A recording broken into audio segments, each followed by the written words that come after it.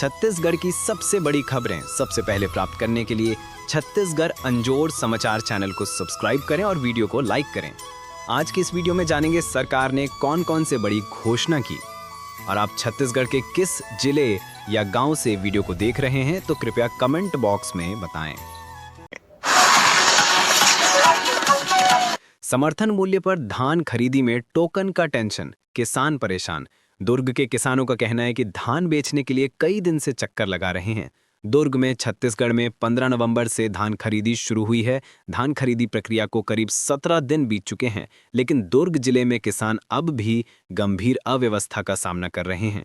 Token का tension, किसानों का कहना है कि सबसे बड़ी परेशानी टोकन की है। सुबह से ही केंद्रों में लंबी कतारों में खड़े हो जाते हैं, मगर ना तो ऑनलाइन और ना ही ऑफलाइन टोकन आसानी से उपलब्ध हो पा रहा है। कई किसान बताते हैं कि वे हफ्तों से चक्कर काट रहे हैं, लेकिन सिस्टम में टोकन स्लॉट खुल ही नहीं रहे। किसान कहते हैं कि ऑनलाइन और ऑफलाइन दोनों ही प्रक्रिया ठप है। दुर्ग में अब तक मात्र 14% धान खरीदी हुई है। किसान चिंतित हैं कि सीजन निकल ना जाए। वहीं ऑनलाइन टोकन प्रक्रिया तकनीकी रूप से सरल है, लेकिन ग्रामीण क्षेत्रों में कई किसानों के पास एंड्रॉइड फोन या इंटरनेट की सुविधा नहीं है।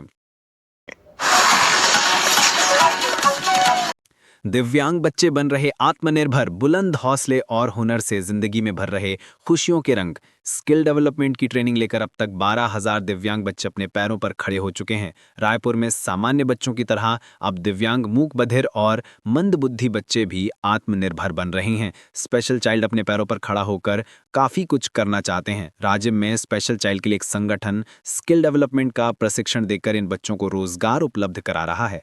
दिव्यांग बच्चे बन रहे आत्मनिर्भर, बच्चों को गुलदस्ता, अगरबत्ती, धूप बत्ती बनाने के साथ ही कढ़ाई बुनाई का काम भी सिखाया जा रहा है। दिव्यांग सविता साहू ने बताया कि सैटन रिबन से गुलदस्ता बनाने के साथ ही माला और साबुन, अगरबत्ती, धूप बत्ती, फेस वॉश जैसे कई तरह की चीज बनाते हैं। कढ़ाई बुनाई का काम भी करते हैं। बॉटल आर्ट का काम पिछले 2 सालों से कर रहे हैं। इन चीजों की बिक्री एग्जीबिशन या फिर मेला में स्टॉल लगाकर की जाती है। दिव्यांग आश्रम में जो लोग बर्थडे पार्टी सेलिब्रेट करने आते हैं, वे लोग भी खरीद कर इन सामानों को ले जाते हैं।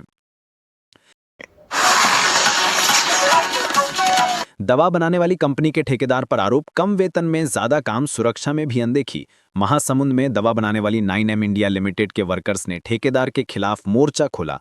महासमुंद में दवा बनाने वाली कंपनी 9M पर शोषण के आरोप लगे हैं। कंपनी में काम करने वाले 300 ठेका पद्धति के कर्मचारियों ने विधायक से शिकायत की है। कर्मचारियों ने आरोप लगाए हैं कि उनका शोषण किया जा रहा है। आपको बता दें कि महासमुंद मुख्यालय से लगभग 13 किलोमीटर दूर औद्योगिक क्षेत्र बिरकोनी है, जहां 9M इंडिया लिमिटेड कंपनी दवा बनाती है। कंपनी में अक्सर मजदूर ठेका पद्धति से रखे जाते हैं।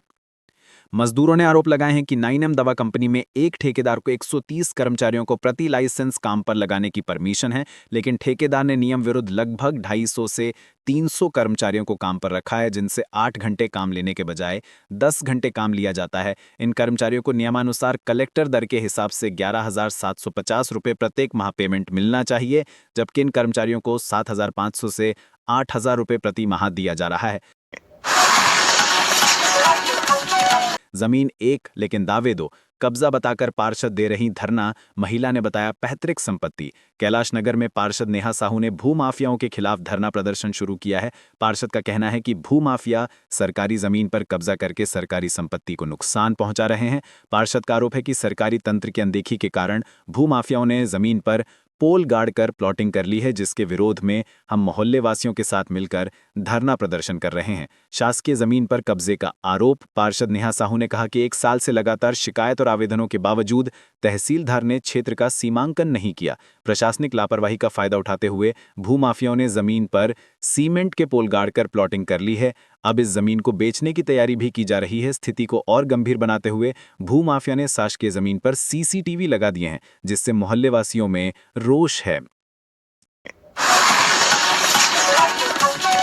Loco pilot, assistant loco pilot running staff का उपवास, रखी ये मांग। रनिंग स्टाफ ने 48 घंटे का उपवास रखा है। इस दौरान बिना खाए पिए अपनी ड्यूटी करेंगे। भिलाई दुर्ग ऑल इंडिया लोको रनिंग स्टाफ एसोसिएशन दक्षिण पूर्व मध्य रेलवे के आह्वान पर रनिंग स्टाफ ने मंगलवार से 48 घंटे के उपवास और धरने की शुरुआत कर दी है। BMY चरोदा स्थित रनिंग स्टाफ कार्यालय के सामने बड़ी संख्या में loco pilot, assistant loco pilot और रनिंग स्टाफ के कर्मचारी शांतिपूर्ण तरीके से धरने पर बैठे। संघ के नेताओं ने स्पष्ट कहा कि यह आंदोलन रनिंग स्टाफ की सुरक्षा सुरक्षा अधिकारों और सेवा शर्तों में सुधार को लेकर है। सभी लोको रनिंग स्टाफ ने कार्यालय के सामने ही आंदोलन शुरू किया। Assistant loco pilot Meghraj Sahu ने कहा कि 1 जनवरी 2024 से केंद्र सरकार ने 50% डीए बढ़ाया, जिससे सभी भत्ते 25% बढ़ गए, लेकिन हमारा माइलेज रेट अब तक नहीं बढ़ाया गया। हमारी सबसे बड़ी मांग है कि माइलेज रेट को भी तत्काल बढ़ाया जाए। माइलेज भत्ते के 70% हिस्से को टैक्स फ्री किया जाए। हम जैसे रनिंग स्टाफ को लगातार लंबी ड्यूटी करनी पड़ती है। अन्य कर्मचारियों को शनिवार शाम 5 बजे से सोमवार सुबह 9 बजे तक नॉर्मल रेस्ट मिलता है।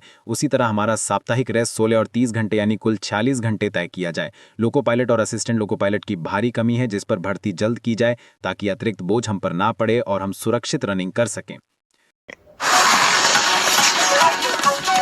छत्तीसगढ़ में जमीन खरीदी की नई गाइडलाइन का विरोध, आपका प्रदर्शन। आम आदमी पार्टी के कार्यकर्ताओं ने वित्त मंत्री का पुतला जलाया। रायपुर में छत्तीसगढ़ में जमीनों की रजिस्ट्री और गाइडलाइन दरों में बेतहाशा वृद्धि के खिलाफ मंगलवार को प्रदेश के सभी जिलों में आम आदमी पार्टी ने धरना प्रदर्शन कर विरोध जताया। इसके साथ ही प्रदेश के वित्त मंत्री ओपी चौधरी का पुतला दहन भी किया है। जमीन की नई गाइडलाइन दरों का विरोध राजधानी रायपुर में ये धरना प्रदर्शन रायपुर नगर निगम के पास किया गया। इस दौरान आम आदमी पार्टी और पुलिस के बीच थोड़ी झूमाझुक्की भी देखने को मिली। आप कार्यकर्ताओं ने आरोप लगाया कि सरकार के इस फैसले से न सिर्फ जमीन का कारोबार खत्म होगा, बल्कि गरीबों, किसानों, मध्यम वर्गीय परिवार की जमीन खरीदकर मकान बनाने का सपना टूट जाएगा। 80% जनता 500, 1000, 1500 स्क्वायर फीट जमीन खरीदती हैं, लेकिन कलेक्टर गाइडलाइन दर बढ़ने से अब उनका जमीन मकान खरीदना नामुमकिन हो जाएगा। किसान अपनी खेती जमीन ना खरीद पाएगा, ना ही जरूरत आने पर जमीन बेच पाएगा। एससीआर वैक समीक्षा बैठक में पहुंचे दीपक बैज, छत्तीसगढ़ के दौरे पर तीखा प्रहार। छत्तीसगढ़ कांग्रेस प्रदेश अध्यक्ष दीपक बैज ने एक बार फिर अमित शाह पर निशाना साधा। मनेन्द्रगढ़, चिरमिरी, भरतपुर, रायगढ़ का कोल माइंस देखने, सरगुजा का कोल माइंस देखने, मनेन्द्रगढ़ का कोल माइंस, दलहन और बस्तर के आयरन और देखने और उद्योगपतियों के लिए कारपेट बिछाने और जगह तलाशने आ रहे हैं। छत्तीसगढ़ की जनता के हक के लिए नहीं आ रहे। पीसीसी चीफ दीपक बैज ने केंद्र पर तंज किया कि आज प्रदेश का किसान सड़कों पर है, युवाओं के पास नौकरी नहीं है। अब जमीन का रेट बढ़ा दिया, 2 साल में एक स्कूल नहीं खुल पाए, लेकिन 67 दारू की दुकान खुल गई। क्या यही सरकार की पॉलिसी है? भूपेश बघेल ने केंद्र की नीतियों की आलोचना की। कल दिल्ली रवाना होने से पहले भूपेश बघेल ने पीएम और शाह पर जमकर निशाना साधा था। भूपेश बघेल ने कहा कि एसआईआर को लेकर केंद्र और चुनाव आयोग क्यों इतनी हड़बड़ी मचा रहा है। वहीं संचार साथी ऐप को लेकर भी भूपेश बघेल ने कई सवाल केंद्र पर दागे। बघेल ने कहा कि फोन के जरिए अब जनता की जासूसी करने की तैयारी में केंद्र सरकार है। बघेल ने कहा कि इंडिया गठबंधन ऐसा होने नहीं देगा, हम जनता की आवाज बनकर, चुनाव आयोग क्यों इतनी हड़बड़ी मचा रहा है। वहीं संचार साथी ऐप को लेकर भी भूपेश बघेल ने कई सवाल केंद्र पर दागे। बघेल ने कहा कि फोन के जरिए अब जनता की जासूसी करने की तैयारी में केंद्र सरकार है। बघेल ने कहा कि इंडिया गठबंधन ऐसा होने नहीं देगा, हम जनता की आवाज बनकर जय जोहार, जय छत्तीसगढ़। धन्यवाद।